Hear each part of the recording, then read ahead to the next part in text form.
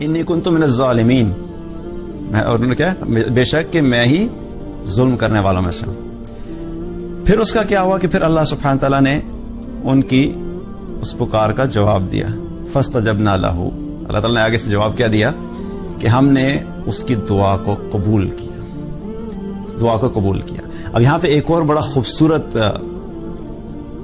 چیز سمجھنے کی ہے، وہ کیا ہے، سچویشن کیا ہے۔ یونس علیہ السلام پانی میں گئے، مچھلی کے پیٹ میں۔ اب مچھلی کے پیٹ میں ان کو پرابلمز کیا ہوں گی؟ آپ سوچیں جو شخص مچھلی کے پیٹ میں، اس کے مسائل کیا ہوں گے؟ اندھیرا، روشنی نہیں ہے، کھانا نہیں ہے، پانی نہیں ہے، وحشت ہے، ہاں یہ سب مسائل ہیں نا۔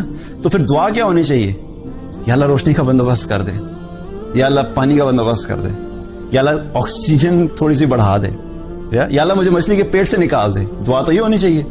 اور وہ دعا کیا کر رہے ہیں؟ لا الہ الا انت سبحانک انی کنت من الظالمین۔ اس دعا میں کہیں پہ بھی انہوں نے کسی ایک چیز کے بارے میں بھی نہیں کہا، سبحان اللہ۔ یہ کیا ہے؟ اسی طرح ایوب علیہ السلام کو جب بیماری لگی، ایوب علیہ السلام کو اللہ تعالیٰ نے ساری نعمتیں دی تھی، پھر اللہ تعالیٰ نے ساری نعمتیں ایک ساتھ لے لیں۔ اولاد تھی، روایات میں آتا ہے کہ 15 بچے تھے، 15 کے 15 ایک ساتھ ہلاک ہو گئے۔ مال تھا بے حساب، اللہ نے سارا مال سے واپس لے لیا۔ صحت تھی، اللہ تعالیٰ نے بیمار کر دیا، اور ایسی بیماری کے وہ جزام کے مرض میں تھے کہ ان کو سب نے چھوڑ دیا، شہر سے باہر لے کے چلے گئے، اور وہ نہ خود ہل سکتے تھے، نہ وہ بات کر سکتے تھے، نہ وہ کھا سکتے تھے، نہ کچھ بھی نہیں کر سکتے تھے۔ اور اس حالت میں اب اتنی شدید کیفیت، تو وہ اللہ سبحانہ تعالیٰ کے سامنے کیا کہتے ہیں؟ انی مسنی الضر وانت ارحم الراحمین۔ سبحان اللہ، کہ اتنے بڑے مسائل، اور کیا کہہ رہے ہیں کہ اس کا ایک ترجمہ کیا آتا ہے کہ یا اللہ مجھے بیماری لگ گئی ہے۔ ایک ترجمہ یہ، کیونکہ بیماری ان کے اوپر آ گئی تھی، ان کو لگ گئی تھی، لیکن اس کا جو ایک ترجمہ وہ کیا ہے کہ یا اللہ مجھے تکلیف پہنچی ہے۔ سبحان اللہ، یا اللہ مجھے تکلیف پہنچی، ابھی اتنی بڑی مصیبت، اتنی بڑی مشکلات، اور کیا کہہ رہے ہیں؟ یا اللہ مجھے تکلیف پہنچی ہے، اور بے شک تو سب رحم کرنے والوں میں سب سے زیادہ رحم کرنے والا ہے۔ یہ ایمان کا وہ لیول ہے کہ جب، بلکہ اسی طریقے سے اگر ابراہیم علیہ السلام کو دیکھا جائے، ابراہیم علیہ السلام کو جب آگ میں ڈالا جا رہا تھا، آگ میں پھینکا جا رہا تھا، اب وہ ہوا میں جا رہے ہیں آگ میں، اتنے میں جبریل علیہ السلام آ گئے۔ جب جبریل علیہ السلام آئے، انہوں نے کہا کہ آپ کو مدد کی ضرورت ہے؟ انہوں نے کہا ہاں مدد کی ضرورت ہے، لیکن تمہاری مدد کی ضرورت نہیں ہے۔ اور کیا پکارا؟ حسبنا اللہ و نعم الوکیل، کہ میرا بھروسہ کیا ہے؟ صرف اللہ پر ہی ہے، اور بے شک وہی بہترین کارساز ہے۔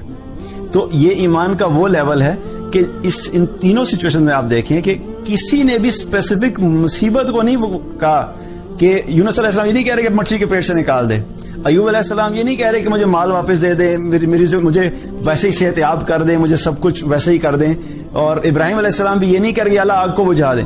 اسی طریقے سے رسول اللہ صلی اللہ علیہ وسلم جب ہجرت کر رہے تھے، تو ہجرت کرتے ہوئے جب وہ مدینہ کے قریب پہنچ رہے تھے کہ اتنے میں کیا ہوا کہ سراقہ بن مالک پیچھے کرتے کرتے ان کے قریب پہنچ گیا۔ ابو بکر رضی اللہ عنہ رونا شروع ہو گئے، ان کی آنکھوں سے آنسو جاری ہو گئے۔ تو آپ صلی اللہ علیہ وسلم نے فرمایا کہ ابو بکر رو کیوں رہا؟ انہوں نے کہا یا رسول اللہ مجھے یہ فکر ہے کہ یہ کہیں آپ کو نقصان نہ پہنچا دے، مجھے اپنی فکر نہیں ہے، مجھے یہ فکر ہے کہ آپ کو بھی نقصان نہ پہنچا دے۔ تو رسول اللہ صلی اللہ علیہ وسلم نے دعا کی، وہاں پہ کیا دعا کی؟ اللہم اکفیناہم بما شئت، یا اللہ تو ہمارے لیے کافی ہو جا جیسے تو چاہتا ہے۔